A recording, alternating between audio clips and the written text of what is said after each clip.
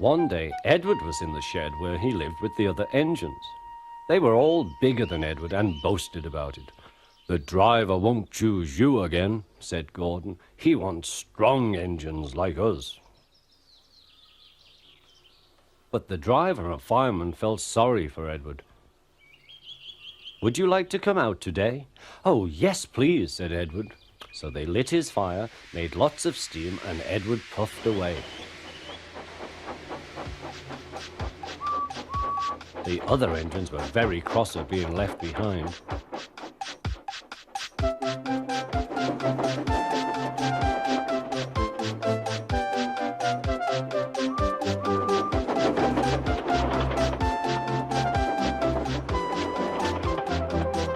Edward worked hard all day.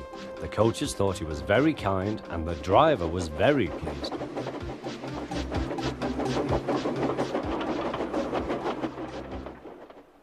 "I'm going out again tomorrow," Edward told the other engines that night. "What do you think of that?" But he didn't hear what they thought, for he was so tired and happy that he fell asleep at once.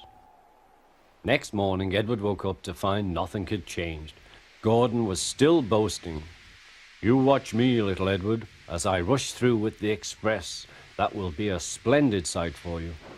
Goodbye, little Edward. Look out for me this afternoon."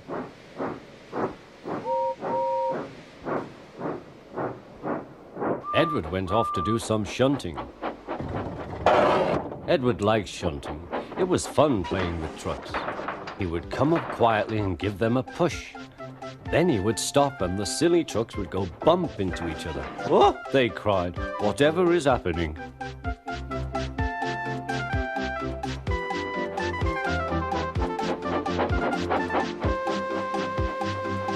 Edward played till there were no more trucks. Then he stopped to rest. Presently he heard a whistle. Gordon was very cross. Instead of nice shining coaches, he was pulling a lot of very dirty trucks. "A goods train, a goods train, a goods train," he grumbled. "The shame of it, the shame of it, oh, the shame of it." Edward laughed and went to find some more trucks. Then there was trouble. "Gordon can't get up the hill," the porter called to Edward's driver. "Will you take Edward and push him, please?" They found Gordon halfway up and very cross.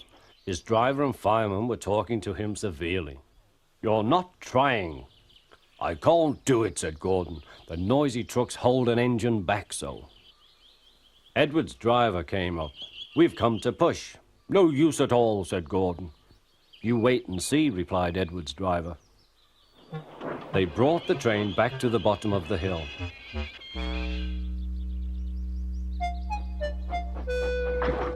"I'm ready," said Edward. "No good," grumbled Gordon.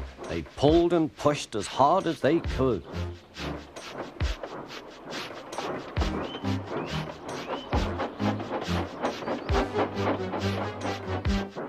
"I can't do it, I can't do it, I can't do it," puffed Gordon.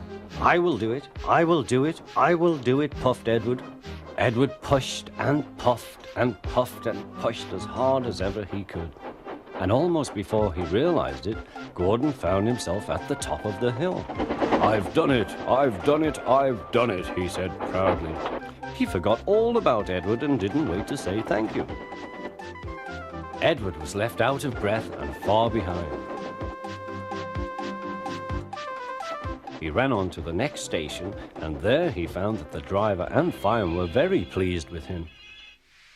The fireman gave him a nice long drink, and the driver said, "I'll get out my paint tomorrow and give you a beautiful coat of blue with red stripes.